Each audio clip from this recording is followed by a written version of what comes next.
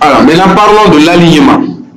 L'alignement, pour comprendre, je vais ouvrir un test qui existe déjà. Voilà. L'alignement, comme son nom l'indique, il s'agit d'aligner votre test. Il s'agit d'aligner votre test. Donc, en bas, j'ai le bouton d'alignement ici. Ok? J'ai les boutons d'alignement ici, aligné à gauche, centré, aligné à droite, justifié. Donc, quand je choisis, je sélectionne par exemple le titre comme ça, le titre est aligné à gauche. Quand je clique sur centré, le titre vient au milieu. Quand je clique sur aligné à droite, le titre va à droite. Et quand je prends justifié, c'est-à-dire le titre va être aligné à gauche et aligné à droite. Vous voyez le test qui est là? Le test là est aligné comme ça à gauche. Quand vous voyez très bien, regardez à gauche, vous voyez c'est aligné, c'est sur la même ligne. Mais à droite, est-ce que c'est le cas? Maintenant, quand je prends aussi aligné à droite, vous voyez ici c'est sur la même ligne. Mais est-ce que de l'autre côté c'est le cas? Et quand je prends justifié, qu'est-ce qu'on constate? C'est aligné à gauche et c'est aligné à droite. Donc ça c'est justifié. Ok? Voilà. Maintenant, ici vous avez l'interligne. L'interligne c'est quoi? L'interligne c'est l'espace entre les lignes. Ok? C'est l'espace entre les lignes. Donc, pour changer l'interligne, je clique sur la flèche qui est là. Je clique sur l'interligne ici. Ok? Et ici, j'ai l'interligne de 1,0, 1,15, 1,5. Ok? 2, 5. Vous voyez, plus j'augmente, plus je descends, plus l'interligne, plus l'espace entre les lignes devient important. Ok?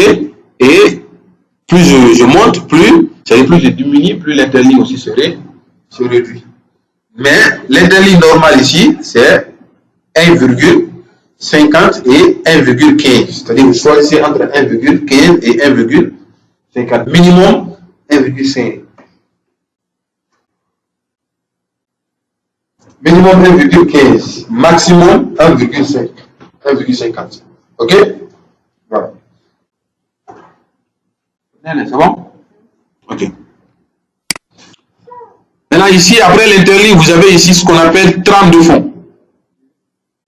Trame de fond vous permet ici de modifier la couleur derrière la cellule, si c'est un tableau, ou soit derrière le test. Ok? Derrière le test.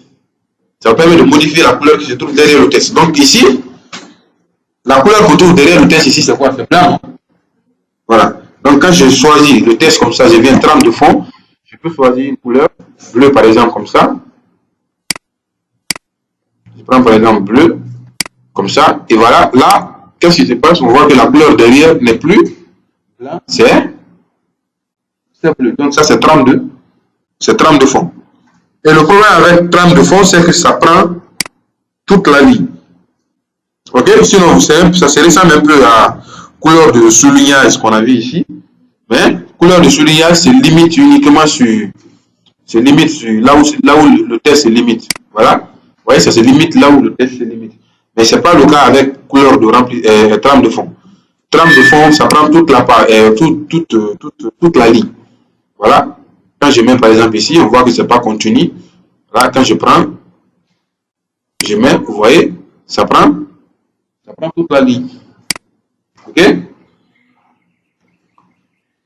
Ici, vous avez bordure. Vous avez la bordure. La bordure sert à quoi? La bordure vous permet ici de mettre un contour sur votre test. Ok? Donc, quand je sélectionne le test, je viens ici, je clique sur bordure. Là, ici, j'ai bordure inférieure, c'est-à-dire en bas de ma sélection, bordure supérieure en haut de la sélection, bordure à gauche, à droite, aucune bordure, c'est-à-dire si je ne veux pas de bordure, toutes les bordures. Ok? C'est-à-dire mettre toutes les bordures.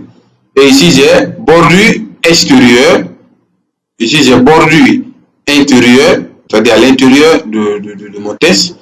J'ai aussi bordure intérieure horizontale. Donc, ce sont les bordures ici. Donc, vous pouvez mettre les bordures, les contours là, sur votre test. Vous pouvez aussi aller un peu plus loin avec l'utilisation de ces bordures en cliquant ici sur bordure Bordure et trame.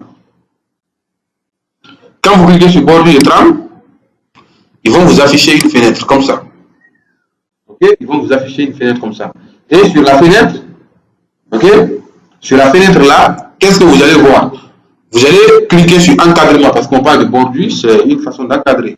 Donc vous allez cliquer sur encadrement. C'est bon? C'est bon? Quand vous cliquez sur encadrement, vous allez descendre de l'autre côté à droite, vous avez style là-bas. Okay, vous avez style, n'est-ce pas? Vous allez choisir le style de bordure que vous voulez utiliser. Vous allez utiliser le style de bordure, peu importe ce que vous voulez. Ok? Quand vous choisissez le style, vous avez la couleur en bas ici, là où c'est l'automatique là. Vous avez la couleur là-bas, vous choisissez la couleur et vous appliquez la couleur que vous voulez sur la bordure. C'est bon? En même temps, vous avez la possibilité de changer l'épaisseur.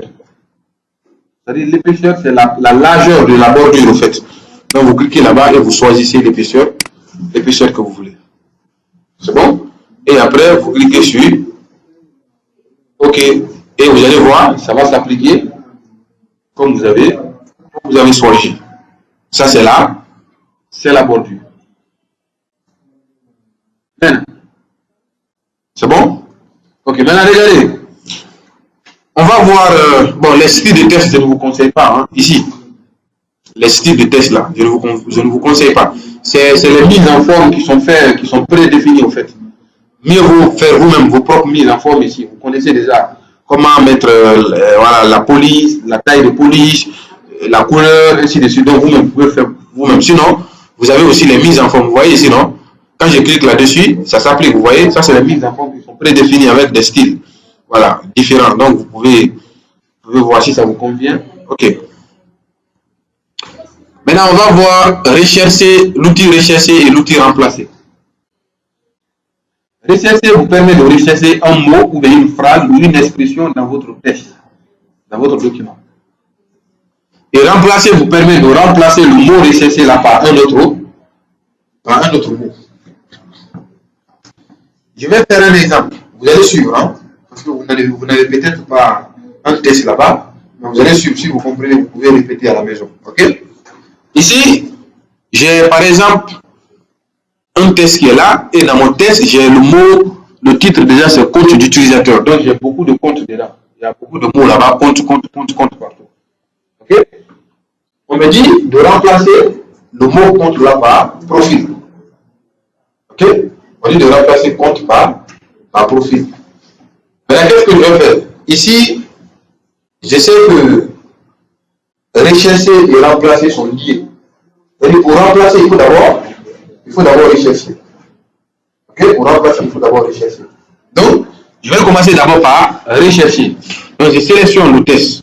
Comme c'est tout le test, je vais faire la recherche. Je sélectionne. Donc, je peux faire, ici en bas, vous avez sélectionné. Vous cliquez là-bas et vous prenez sélectionner tout. Ou vous pouvez faire CTRL A. Ok? Vous pouvez faire CTRL plus A. Vous sélectionnez tout. Ok? Une fois que tout est sélectionné, vous allez cliquer sur rechercher. Quand vous cliquez sur rechercher, ici il y a une navigation qui va sortir de une boîte de navigation. Dans la boîte de navigation, là, vous n'allez rien toucher. Vous allez simplement saisir le mot que vous recherchez. Donc ici c'est compte. Bon, je vais saisir comme ça. Compte. Comme ça. Et là, on va constater que tous les mots compte dans mon document sont sélectionnés en jaune. Ok? Tous les mots compte dans mon document sont sélectionnés en jaune.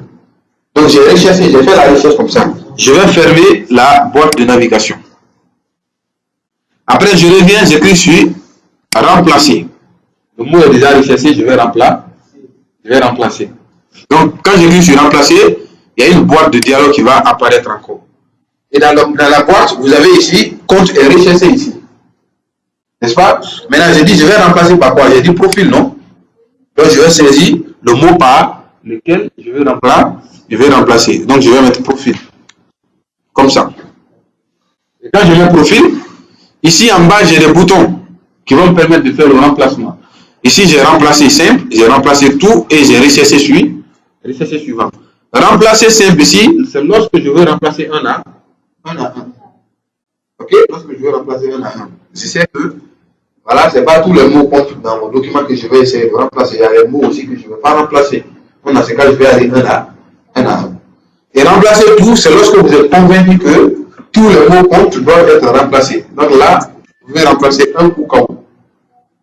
Ok? Maintenant, l'exercice suivant, c'est lorsque vous n'allez pas rechercher, vous n'allez pas remplacer le mot. Ok? Vous n'allez pas remplacer le mot, vous allez cliquer sur l'exercice suivant. Par exemple, ici, quand je vais aller un à un, je vais cliquer d'abord sur remplacer. Et ils vont sélectionner le premier compte. Ici, là. C'est le premier compte dans le document. Ils vont cliquer là-bas. Donc, je vais dire si je veux remplacer ou pas. Si je veux remplacer, je vais cliquer ici sur remplacer. Si je ne veux pas remplacer, je vais cliquer ici sur recesser suivant. Quand je clique sur recesser suivant, ils vont laisser le mot et ils vont m'envoyer un autre mot. Ils vont m'envoyer sur un autre compte. Donc, si je veux aussi changer ça, je vais cliquer sur remplacer. Si je ne veux pas changer, je vais cliquer sur recesser suivant. On me laisse ça, on m'envoie encore sur un autre compte. Maintenant, si je veux remplacer ça, je clique sur remplacer. Voilà, ils ont changé ça en pro. Ils vont changer ça par profil. Okay? Ils ont changé ça par profil. Et ils ont envoyé encore sur un autre compte. Je clique encore sur, voilà, comme ce compte utilisateur, je clique sur recesser suivant. Ici, compte utilisateur, je clique sur recesser suivant. Ici, compte utilisateur, recesser suivant. Compte simple, je clique sur remplacer. Et on remplace par profil. Et on me dit quoi? La vérification du document est terminée. Je clique sur OK. Voilà. Je clique sur OK. Et j'ai fini de faire le remplacement. Je ferme.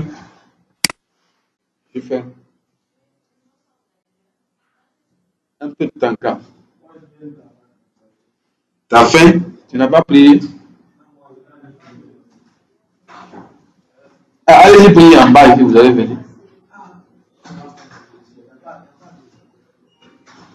Il n'y a pas de natte ici, gros. Il y a l'eau dans la douche. Je connais aussi l'eau. C'est l'eau, tu vas voir. C'est bon? Voilà, donc ici on a fait rechercher, remplacer.